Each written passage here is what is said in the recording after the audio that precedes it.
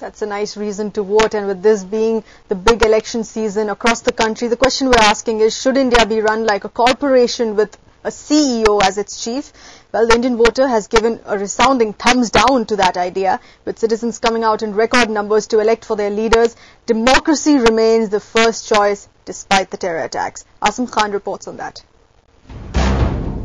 Images from a protest rally in the aftermath of Mumbai. Frustration, helplessness and lots of anger. From the internet to the streets, public anger over the handling of Mumbai attacks is visible everywhere in India. But what does it mean for our democracy? To begin with, it hasn't stopped people from coming out to vote. Chhattisgarh went to polls before the terror attack and saw 68% polling, and Mizoram 72%.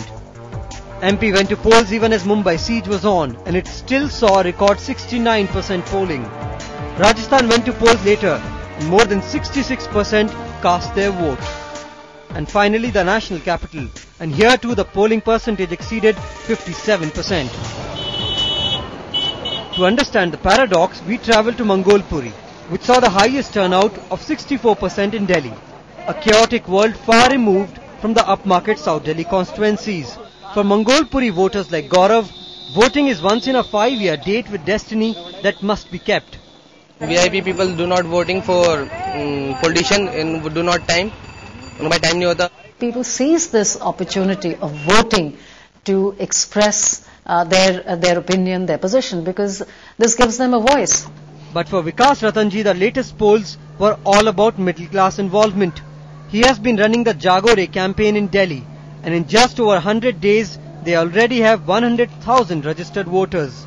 After the bomb blast, we at Jaago Re have been getting so many people calling in and asking us as to how we can get involved in the voting process of the country. The middle class might be mocking the politician, but it has shown its faith in the democratic process by coming out in large numbers.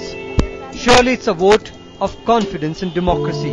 Politicians at the end of the day are not very different from most of us in this country. We elect them. There are some good ones, there are some bad ones. In New Delhi, Asim Khan.